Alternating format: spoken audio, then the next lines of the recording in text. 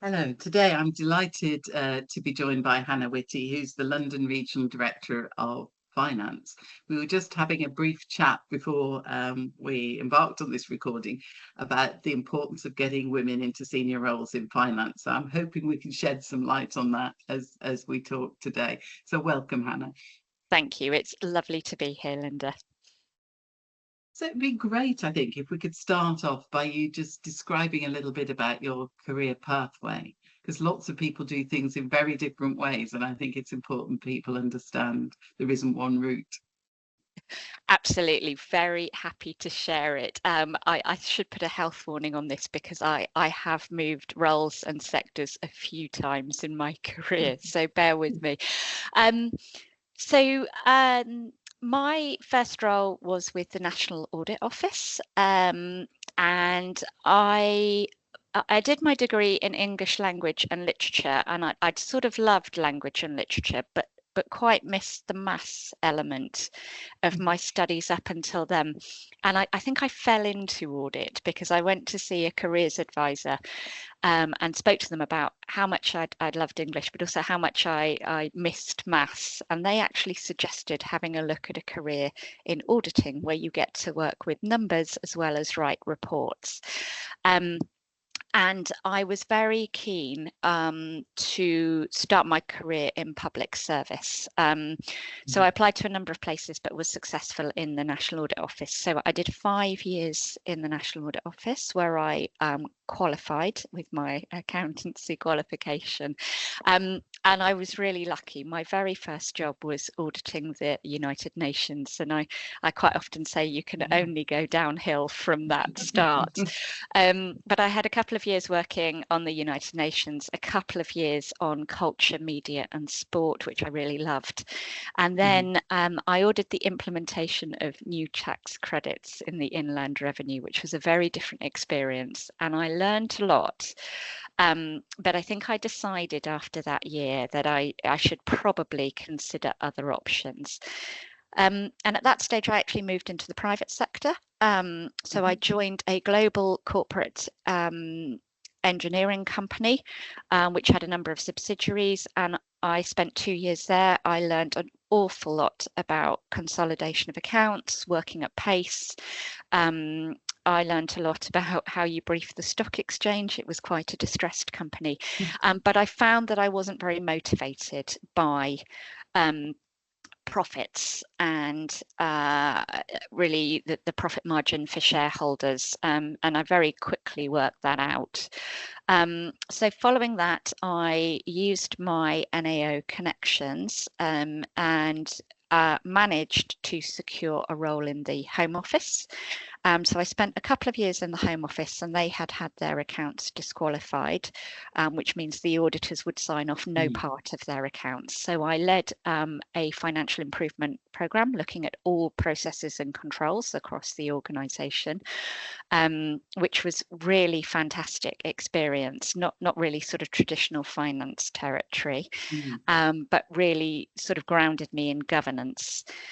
From there, I moved on to Tribunal Service. There's quite a strong link between the Home Office and what is now the Ministry of Justice. So I joined Tribunal Service, and very quickly they announced a merger with Court Service. So I worked on the merger, and I worked on the governance of the new organisation, as well as financial accounts. I had both of my children while I was working in Her Majesty's and Courts and Tribunal Service. And after that, I moved into the Committee on Climate Change for a couple of years. That was a really brilliant experience. It's a very small organisation. It only has 30 people in it. So I've done very small and very big. And I'm very passionate about net zero and the work of the committee. And I ran all of their corporate services because it was very, very small, and got some really great exposure to the committee members and advice to government on this really vital subject. And after that, it was so small that I decided I needed to do something quite big again to challenge myself. So I went back to the Home Office and I led the 2015 spending review, which was a sort of 5-year spending review process, 50 billion revenue. And probably we might come back to this, I would say a bit of a career defining moment for me in terms of the leap into the unknown. Just how much that challenged me, but how much I really enjoyed that negotiation with Treasury at that scale. I spent 6 months as the acting director of finance in the Home Office after we landed the spending review, and then I competed the role and came second, which was quite a hard place to be. I was appointable, but there weren't any immediate opportunities. So at that point, I looked around and I thought, well, I'm very clear I want to work in public service. And that felt like the right time to have a look at the NHS. My sister is a speech therapist. She would often talk about both the excitement, the passion she had for her role, but also some of the challenges of working for the NHS. So I was very, very lucky. A role came up at the Royal National Orthopaedic Hospital. They took a bit of a leap of faith in appointing someone without an NHS background, and I'm really grateful to them for doing it. So I spent 3 years at RNOH. I then moved into Central and Northwest London NHS Foundation Trust, which is mental health and community services. Very passionate about mental health for personal reasons. Really, really wanted to work in that part of the NHS. Managed to join CNWL a couple of weeks before the pandemic took hold. So that was a bit of a baptism of fire. Learned a phenomenal amount, loved working for that organisation. So I spent 3 years there. And then I got a phone call asking me to consider the Regional Director of Finance role, which I applied for and secured. And I've been in that role for just over 18 months. So quite varied. It has been. Quite varied. It has been varied, hasn't it? Yeah. One of the things that you touched on briefly in that I think would be really quite helpful for people to explore is having children in the middle of a very busy career. How did you manage to balance the demands of a pretty heavy duty job with young children? So if I look back to when I first had my children, if I look back particularly to delivering the spending review with young children, that was quite a difficult period because it required immensely long hours. I would be very frequently working 14, 15-hour days and at weekends, briefing private offices, negotiating, sort of leading with the Treasury. And the approach I took to that, which is something that I've tried to adopt, I think, throughout my career, and it might sound a bit strange, is I like to contract with my family around my working arrangements. So at that point with my husband, we sat down and I said, look, this is a really big opportunity for me, but I know this is going to be really, really difficult. So I actually joined the Home Office 2 days after they submitted their spending review bids. So I picked the bid up relatively cold. And in the first morning, I had to do my first set of negotiation with the Treasury. So it was hard and it was long hours, but I sat down and worked this out with my husband. I think we underestimated how much commitment it was going to be. But every time I've done a career change, and I now do this with my children as well, I sit down and we talk through what it's going to take for us as a family, what it might mean to our home life. And I feel like everyone's going in with their eyes open. The other thing I do, it wasn't possible during the spending review, and I knew it wasn't going to be possible, but I've been very lucky since then in the acting finance director role, but in all 3 of my NHS roles. So I have deliberately sought leaders and managers who I know will be supportive of a flexible working pattern. I try to be home every evening to have dinner with my kids, to catch up with them, and I try to protect that space. It's not always possible. It never is at this level. And there is a bit of give and take. But I do, if I've missed that for 2 to 3 days, I know that things are getting slightly out of control, and my children will tell me that as well. Because I do try to ring fence that time, I find that I do pick up work in the evenings, and I will pick up work at weekends, but that is my choice to work in that way. And it works for me in terms of protecting my work-life balance, in terms of being present with my family. I never, ever want to look back and think I haven't been around enough for my kids. I think that would feel worse than any compromise I'd had to make with my career. But as I said, I've been really lucky to be supported in that journey by my bosses, by Rob, by Claire, and by Caroline now. And a very mature approach for your children to adopt too, I would imagine. It is, hopefully it's teaching them a bit about it. And then obviously, you know, it works both ways. My husband had a promotion, and we talked about what that would involve, and that involved me stepping back a little bit and being around more. But it was difficult. That the one time I felt that was really compromised was the spending review, I think, but it is possibly the moment that made my career. So I don't regret doing that. Amazing. So leading on from that, what would you say were your standout moments, and what have they given you to help you move forward? So it is probably that the career defining moment is the 2015 spending review, and it was a real leap into the unknown for me. I did underestimate what it would take.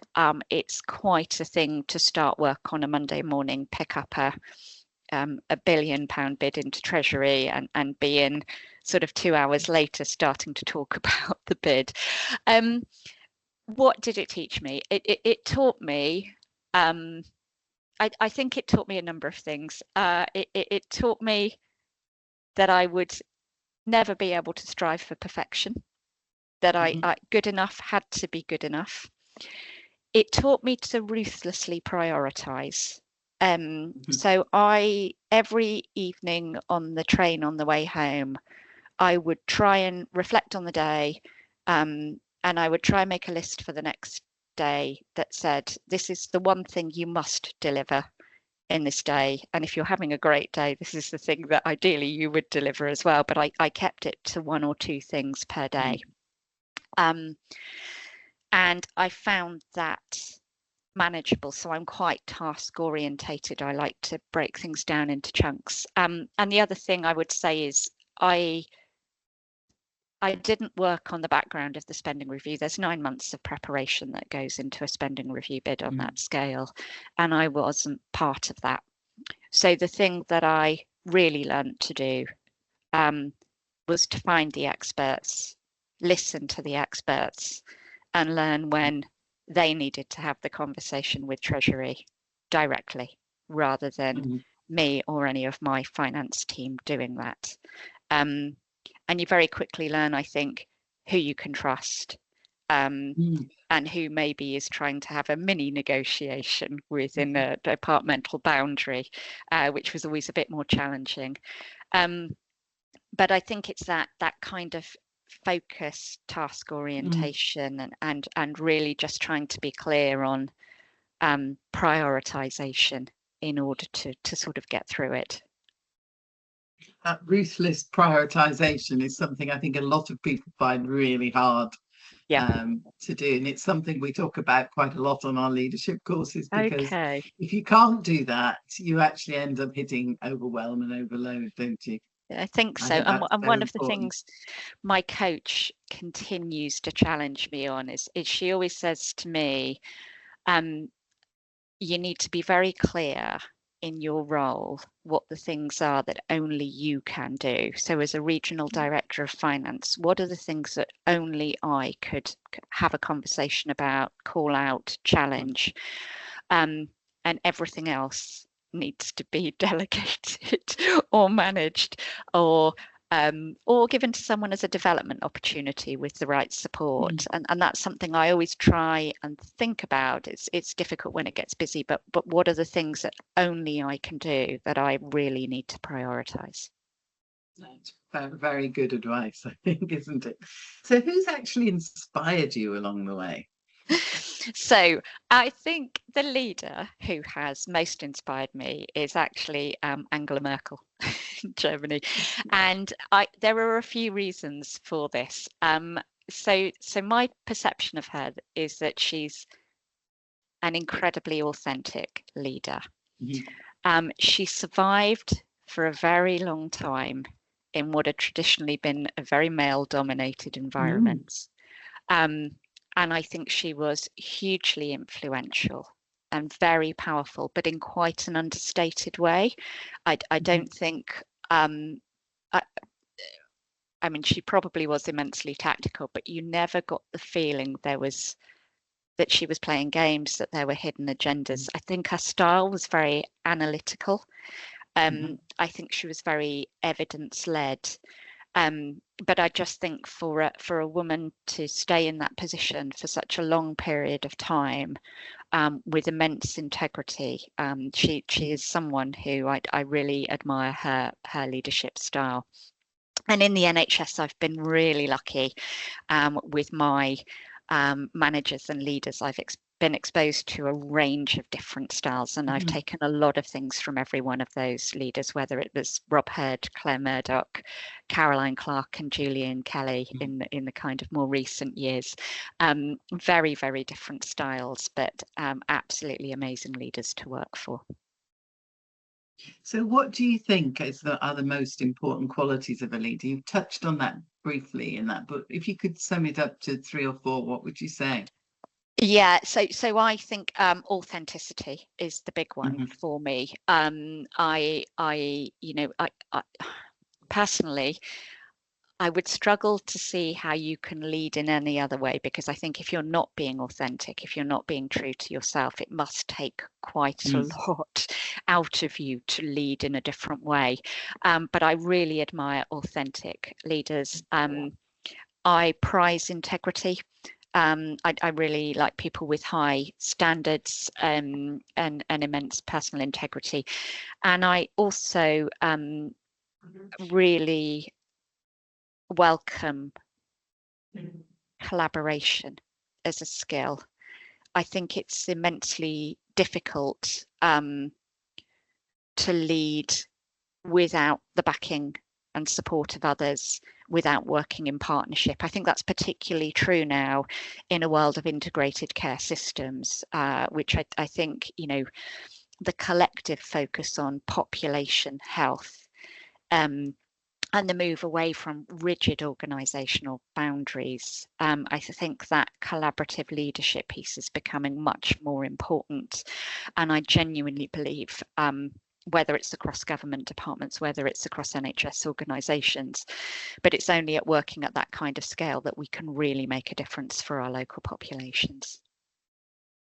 And this is a bit of a generalisation, but do you think women lead differently from men, or do you think that's just a smokescreen? That's a really interesting question. So it is a generalisation. And I apologise to some of the male leaders that I've worked with, because I am going to say I think, on balance, the thing that I note about female leaders is they tend to have very strong emotional intelligence. And I have worked with a number of men who have also had that in spades, but it is not something that I see as often in men as I do in women. I think that's probably the key difference. But as I've said, I've worked with a number of different leaders with different styles, but that would be the one that I'd pull out. And I assume you've had to make a number of very difficult decisions in your career. How did you navigate those? I mean, if you can, to give us an example would be great. Yeah, so there are a number of them, and I can't give specifics on many. But where I I know that I have a difficult decision or a difficult situation, it normally involves having to have a very difficult conversation with someone, and that will normally come down in the finance space to a difference in professional opinion on something, whether it's technical accounting, whether it's an ability to move plans and deliver against them. And before I go into those conversations, I try to make sure that I've thought through every angle.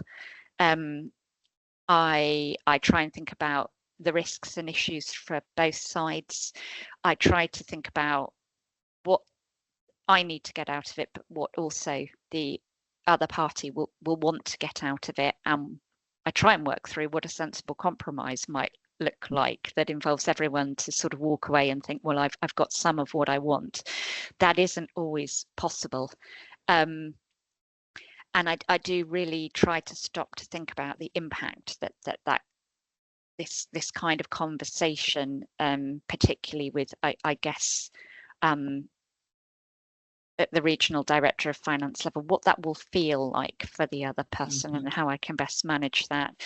I guess the final bit of this is that someone once gave me some very good advice, which is there's no such thing as a difficult person. There is only ever a difficult conversation. And it's remembering that it isn't personal, however personal it feels when you are getting into sort of that space where you have very different professional opinions on something. Yes. And my favorite quote is, it doesn't matter what life throws at you, it's how we choose to handle it that's the important thing. Absolutely. And I think that can help a lot of us through a lot of things. So you've talked a little bit about how you maintain a sense of balance in your life. What is it that nurtures you? What gives you energy or fuel? So in a workspace, I think it's the collaboration more than anything. It's being able to work with partners, and I'm really lucky in the London space that I get to work collectively with the best group of CFOs in the country, I think, but I would say that, with absolutely brilliant chief executives. But also, if I look in the London space, it's the opportunity to work with the GLA and with local councils that's particularly exciting for me. And it's really when you can get started on the space of the left shift into prevention, you can start to look at the wider determinants of health with partners and what you might be able to leverage there. So it is that partnership working there. I get a lot of energy from seeing brilliant talent come through the system, being able to support them, being able to either mentor personally or sponsor, or making that connection so that someone else gets to work with the person. So seeing talent come through is a real energizer for me. And in my personal life, I would say I do try and make space for fitness. I run. I do something that's called boot camp. I think it's just circuits, actually. But I do that, and I love going to the theatre and cinema and reading. So anything in and around the arts. And I do try and protect my time and space for that as well. Yeah, because it's really important, isn't it? We can't just keep going at 100 miles an hour without actually having something that nurtures us. No, and I think, yeah, I'm very lucky. My boss supports this enormously. But there's something about, if you don't look after yourself, then you won't be capable of looking after anyone else, will you? So. Absolutely. So what advice would you give to someone who's starting out on an NHS career in finance? Oh, apart from it's brilliant, and everyone should consider it. So I think my main advice would be to be inquisitive, to continue to ask questions, and to grab every opportunity. I think I've had a very varied career, and it's not been especially planned. There's been a lot of taking opportunities that have arisen in the moment, or applying for things, or putting my hand up for things that feel outside of my comfort zone.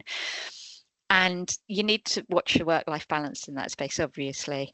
But I think it is the, be inquisitive, grab the opportunities, because you will grow. You will fail, but you will learn in failing, and you will move on, and you will be stronger as a result of it. And for me now, I think it's absolutely vital to one of the things with working in NHS England is you don't get the routine exposure to patients and services. So I try to make time to keep hearing those voices, because that's ultimately why we're here. So talking to patients, talking to service users is, keep doing that would be my advice. Brilliant, thank you. And the last question as we wind this up, which is a big question, what would you like to be remembered? I'd like to be remembered for being a decent person. I think I would love to be remembered for increasing diversity in finance leadership, in the NHS, in the public sector more widely, and we should be working across boundaries much more in the public sector. But if that, if that's what I've achieved, I will leave happy. I will leave very, very happy, because that will make a difference. To have finance leadership that represents the population we serve, I think will make us more effective overall. What a brilliant way to end the interview. Thank you so much, Hannah. That's been really brilliant. Thank you, Linda.